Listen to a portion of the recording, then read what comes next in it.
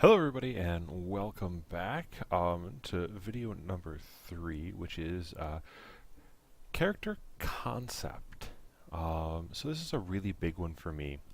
This is a really big section because this is really where the fun begins. This is where you take a moment, you sit back and you go, okay, I have all the information on the world that I'll be playing in from my DM, and that's up to the DM. DM is supposed to give you that. He's supposed to tell you about the different races and how they fit in, different nations, and things like that. He may not give you all the information because there's going to be a lot of information for world building, but he'll give you some of the pertinent information. And then you can sit back and you can think about it. Okay, what do I want to be? Do I want to be the stereotypical big, beefy barbarian who, really doesn't talk? He's a very stoic character, but when he swings that axe, oh, he beats people's faces in. Or do I want to be the fast-talking, quick-fingered rogue who can pick a lock while the rest of his party is fighting off the bad guys? He can pick a lock and let everybody in the next room before, everybody dies. Am I going to be the dungeon delving dwarf, who feels more at home in a deep dungeon than he does, in the local tavern? Or is he the lovable drunk dwarf who prefers to be in a tavern and start brawls every Thursday night, as a fun pastime? Am I going to be a noble? Am I going to be a commoner? Do I have a tragic backstory where, I'm running from the death of my family because of a roving orc band? Or was I a slave? There's so many different ideas and different concepts that you can do. If you're a big reader, one of my favorite things to do is to turn one of my favorite characters from a book into a playable character. Don't guarantee you can make them identical, but you can make them pretty close and get the same kind of generic feel, to be able to play through as this character. It can be a lot of fun. So there's certain aspects you have to think about. And real quick, before we go into that, or I guess I should say as part of going into that, one of the things I want to go through and show you guys is this set of sites right here. This is the D20 SRD site.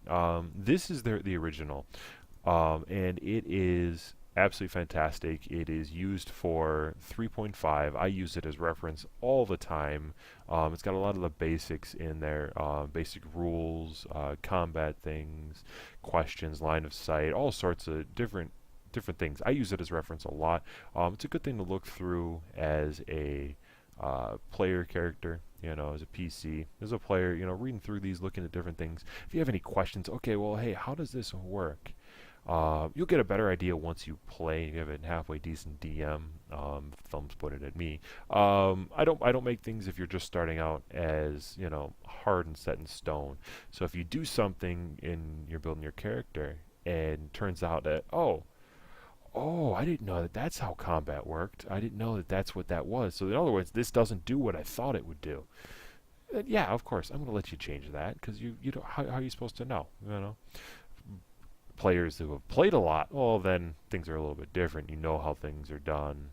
You should have a much better idea of what's going on. So I just want to show you, this is the D20, so the 3.5 version. The one that we're going to be looking at is D20 PFSRD. .com. This one is the Pathfinder version. I think they did a fantastic job with it. They knocked it out of the park. I reference this continually, and guys who are playing, or growls who are playing in my games, I will be the only one with the computer out because if we're at a table, because I will have this up so I can reference things and stuff like that. So if you have questions that I might not have the answer to, gameplay wise, I can look it up.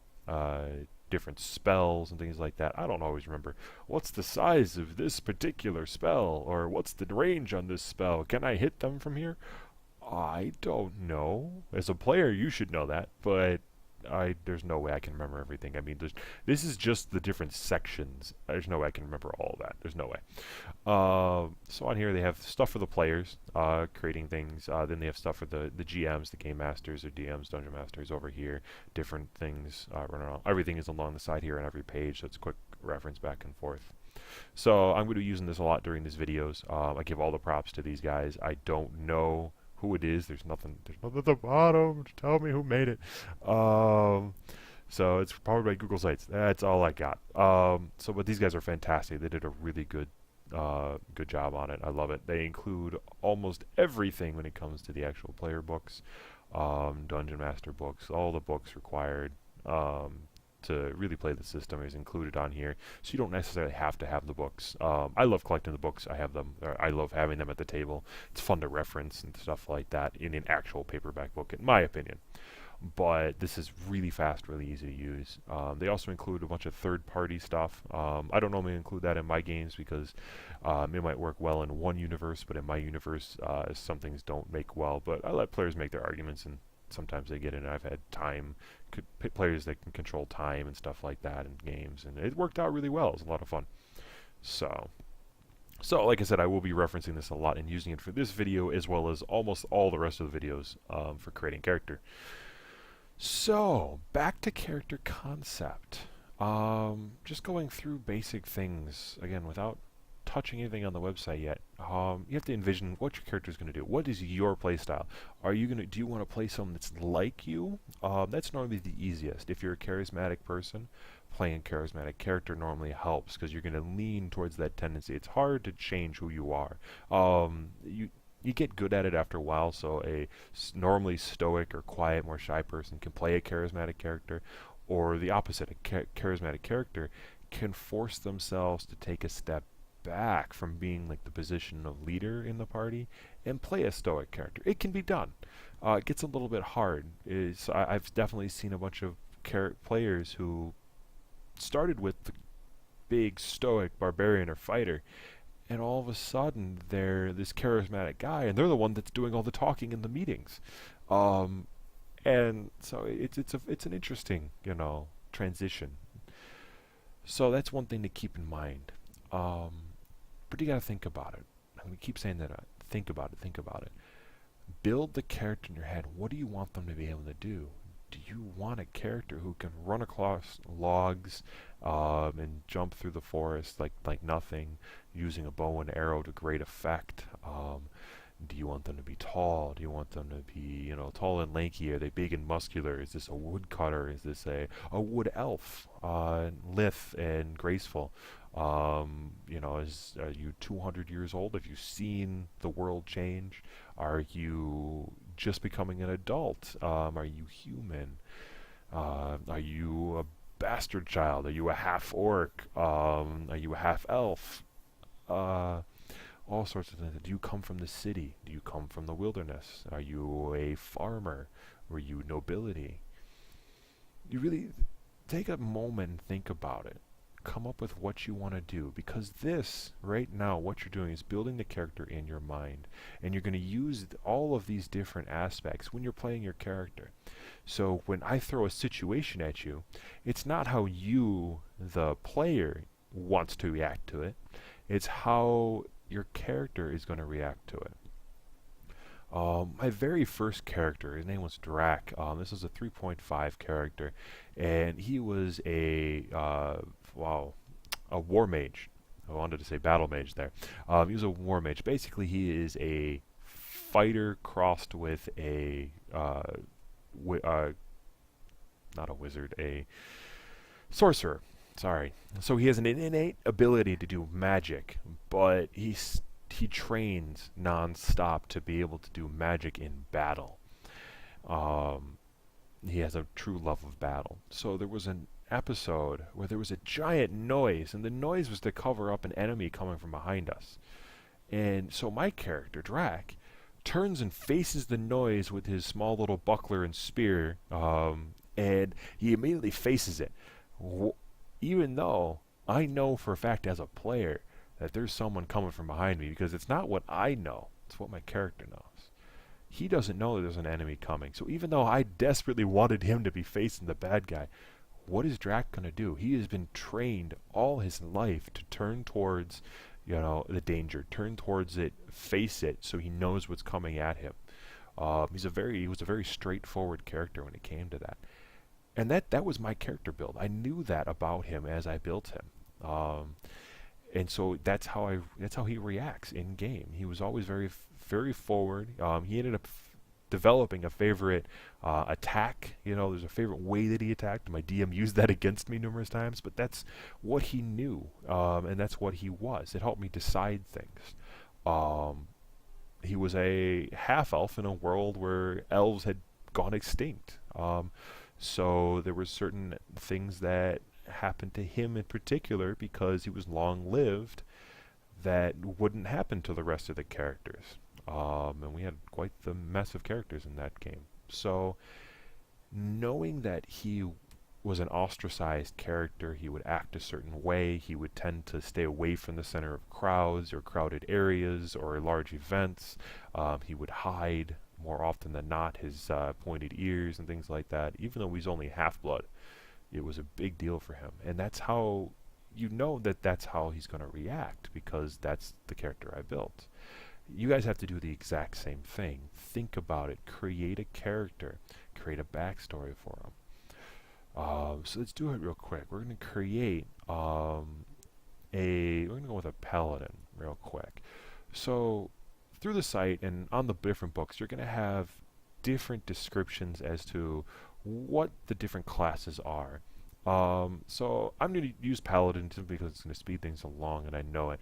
So thinking about the character that I want to do, I'm going to model that after a character that from one of my favorite book series. And he's a very powerful character in the books, and I understand that I can't get that same power in a low-level character. Not gonna happen. I mean, come on. He's reached level 20. I'm starting at level 2. There's a difference. Can't do it. But so the character is very loyal. He's very devoted to his ideals. And he's very loyal to the race that he is sworn to protect and the city is sworn to protect. So for me, Paladin fits that the best right now. Paladins are knights. They're knights, crusaders, lawbringers. Paladins seek not to just spread the divine justice, but to embody the teachings of the virtuous deities they serve. All right, so that right there, that is the quintessential aspect of a paladin. You can do evil paladins who worship evil ideals and stuff like that, but that would be the anti-paladin class. So I'm going to use the regular paladin class. This really fits what I want him to be. He is a crusader. He literally, in the book, he wears a knight's armor, magical and all. And so I want him to be that. He protects something. So I would go through and I would try to figure out. All right, so he's gonna follow a good deity. So I would pick a deity that embodied what I wanted him to follow. But just thinking about it before going into all that, so he's gonna protect. So he's gonna be a paladin of a protecting deity. And what's he going to protect? What is the ideals that he's going to hold above all else? He is going to protect the lower life, those who have been brought low by circumstances. He doesn't like the class system. I'm making this up as I go along. He doesn't like the class system, so he really has a disdain for nobility. He doesn't like nobles. He would much rather be huddled around a campfire with a bunch of traders, or a bunch of farmers who were born into this life and took to it. He'd much rather be with them than he would be in any noble high court eating fancy food, with beautiful women everywhere. He'd much rather be with all the little people. And that's who he's going to protect. So using that thought process, if ever there was an instance where he had to choose, am I going to rush to the aid of the noble's carriage in this caravan, or am I going to protect the traders from the raiders that are hitting the caravan? I'm probably going to make this character go help the traders first. He doesn't care about the nobility. I mean, there could be all sorts of circumstances where he would go help the nobility. Maybe there's a very specific reason this noble is literally standing there trying to get to the traders to protect them because that's the kind of noble he is, well then yes, I may assist the noble because then we'll be able to help the traders as a duo than me singular. So there are reasons to do other things, but that's the kind of mentality. There would have to be a reason, and creating the character in my head ahead of time is going to lead me to help make those decisions. A lot of characters will start out as, well, he's out for himself. Well, that can be a lot of fun.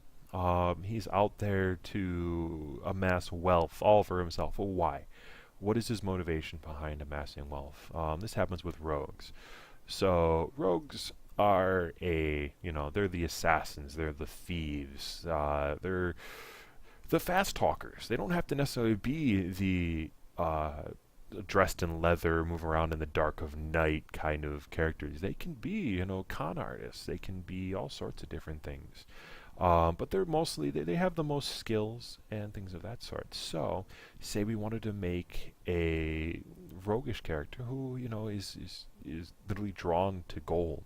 Now, why? Why are they drawn to gold? Well, maybe they were from an impoverished family, and literally they lacked so much in money and provisions that she was sold into slavery to help the rest of the family. Maybe she's the oldest of 4 daughters, and it was time she was the one that was sold off in order to feed the other 3. Who knows? Maybe that's the reason she wants the gold, because they never had it. That was the cause for her downfall as a child. So now she wants it. So that would lead towards why she wants to collect all the gold, why she's trying to amass and hoard it. Maybe her sisters have been sold into slavery as well, and she's saving up to free them. There should be something beyond. Well, she wants to amass gold. Well, gold for what? What is the purpose? Is she literally just Scrooge McDuck and wants to fill a swimming pool with it so she can do the backstroke through it? Is that the reason? If that were, then I could probably challenge you to come up with something slightly better than that. So that comes down to really coming up with your character. And again, those are just a couple of examples. When you make your character, you're going to come up with your idea, and then you're going to go through the books and things like that and try to figure out, okay, I have my character idea. What class really fits with that character? What race really fits with that character? Say, all right, so I want to make a character that he loves battle, right? But I want him to be obscenely tough. I don't want he's gonna, when battle starts, he's gonna plant himself at the forefront and then just let waves and waves of enemies, crash over him.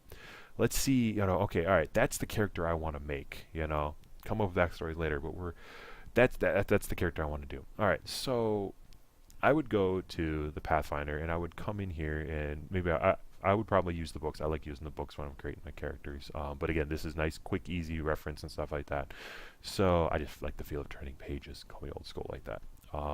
So I would come in and I would look at, okay, so we got races. I'd try to figure out what the races are. I've already opened that tab here. So here's a list of all sorts of different races. Okay. And these races for Pathfinder are very Tolkien in aspect, so Lord of the Rings. So when you think of a Legolas, that's kind of what an elf embodies. Gimli is a dwarf. Gnomes are short little magic users. Half-elves are, across kind of like a Legolas, not Legolas, Aragorn style. Halflings is a halfling. You get Bilbo and all of them. Half-orcs, once again, a cross between human and orc, and then a straight human. They have all sorts of other more magic-oriented races and things like that. These are all fantastic. I love playing as these. Some of them have different requirements to be able to play as them. But I mean, Asmar is basically like an angel, a catfolk, a Khajiit, from Skyrim. A cat, two-legged cat. Damphir is kind of a like a vampire, half vampire kind of deal. Hobgoblin, goblins, kobolds, little lizard folk, all sorts of different things. They have them here, and then they got some uncommon ones, some that you wouldn't really see. A lot of these would come into play. You'd have to ask your DM whether or not they're available for you to play as, because a merfolk might be really hard to play as. Some of these are considered evil. So if you are one of these and you walk into a town, there's a chance the entire town's going to try to kill you. So other races, and sometimes they'll come up with, you can go to their third party other people have created races and stuff like that. So, but just sticking to the basics here, looking at these, to go with the character that I was just describing, the front line, I'm going to sit there and I'm going to let everything run at me and I'm just going to take it down. Well, in my head, that's a dwarf. That's what is going to pop up in my head the best is going to be someone who's going to stop, stand in the middle, just like Gimli did, and just stand at the top of the parapets of the castle and swing my axe back and forth and just knock people off the ladders and count, you know. So, in here, it'll give descriptions of what the dwarves are. Kind of give you an idea of what they're good for, what their physical descriptions, things like that. They go through everything, how the dwarves are supposed to look. Obviously, that can change. This is a written description of one type. In my game, they may look completely different. You know, this might not be the typical. It might be that every single dwarf in my game is bald. They're no hair whatsoever, male, female, no hair. But they have massive beards, you know, like is a typical thought of a dwarf. But in my head, knowing this, I know that I'm going to want a dwarf. So I can look here, and I would eventually will take into account all these different abilities, traits, and things of that sort. So these are all different aspects that they're going to have, racial traits and stuff like that. So I know I'm going to make a dwarf. Okay, cool. So I've decided that. Next thing I'm going to end up doing, going back, is saying, all right, so I have a dwarf. But again, I want him to be he loves combat. I mean, that's what he wants. That's what he loves. And so there's two real things that come to mind for me with that. I would go through and look at all the different classes, all the base classes, all the core classes, alternate classes, and then pick the one that really fits with how I want him to do it. But for me, just knowing, I'm thinking barbarian or a fighter. Fighters are kind of more disciplined, or barbarians are more off the handle. They're in it for the combat, and they fly into a rage and lose sight of all concept of strategy. And that's kind of what I want for this guy. He's just gonna run forward, and he's going to swing his axe, and he's just going to be unstoppable in the front line. And then he's just not gonna move, you know. And again, here, roll. Barbarians excel in combat, possessing the martial prowess and fortitude to take on foes, seemingly far superior to themselves. So it lets them, you know, be really, really powerful in straight up combat. They don't wear much armor, as can seen in this guy. They like exposing their skin and basically saying, "Have at thee," you know. So that's how I'm going to build my character, and I know that. So that's how I would start. You know, and I know that because I came up with that concept to start, and I went, okay, I want a character that's going to do this. So now I'm going to read and go through the books and try to figure out and pick, okay, this really embodies what I want. So, and maybe you might not find exactly what you want, but remember, you start with this, and then you change it. This is your character. Not every two barbarians are going to be the same. My barbarian's going to run forward. He's going to stop and stand there and let waves after waves of energies crash into him. There are other barbarians that literally just run across the battlefield from one side to the other, shouting insults and swinging giant swords just because, hey, they don't care. Come at me. I want to challenge every single person on this battlefield. So there's different aspects to that. Same thing that there's aspects to the fighter class. There's different paladins. Every paladin is going to be different. One paladin is going to look at a situation in one direction. Maybe they're more of a talker than a fighter. Other ones are going to charge in and they're going to slaughter everybody who doesn't believe what they believe. Um, those ones are the typical paladins that everybody hates, but hey, they exist. They may be an enemy. Who knows? Um, so these are the first roles. They kind of just give you an idea of what they can do, and then you tweak it into what you want it to do. Okay? So, that is character concept, coming up with that concept and the reasons why I feel you need to take the moment to do this. And I gave you a lot of suggestions and examples there. And please don't latch onto my examples and then just run with them. Come up with your own. It'll be more fun. You get to do fun things with your characters. Um, the last thought I'm going to leave you with is come up with crutches for your characters. So different things that your character might do that aren't perfect. Don't make a perfect character. You don't want to play a Superman who is just the ultimate good and is good at everything and has no faults. Characters without faults cause problems. They rub other characters the wrong way and things like that. If you have a fault, it makes for better storytelling. Maybe your character is overweight and has a hard time moving around, so maybe it doesn't affect anything in game, like actual game mechanics, but story-wise, your character he's huffing and puffing at the end of a run down a hallway. Yes, you moved at the same pace as everybody else, but at the end you're like, oh my god, why do we do this to ourselves? You know, uh, maybe he's got if you're in a pirate campaign, maybe he's got a peg leg, so he actually does take a penalty on his speed. He doesn't move as fast as everybody else and has a hard time climbing ladders. You know, maybe he is a womanizer, or maybe he's a black widow, or she is a black widow, where she preys or he preys on the opposite sex, maybe they're truly gentlemen or ladies, where they act a certain way, and even though they're dealing with someone who may have, you as a player may know might try to kill you, your character may still try to come up beside them and get their I almost said phone number, but in a medieval sense, maybe get them to come back to your tavern, your room with you. Who knows? So make sure you keep that in mind. Having faults is not a bad thing, just as losing a role is not exactly a bad thing. It can create for some better storytelling and better events. Not every role means death. Not every fault means terrible. So keep that in mind. Alright, and that's it for this video. So without further ado, I will move on and we will start working on the next video. Bye-bye.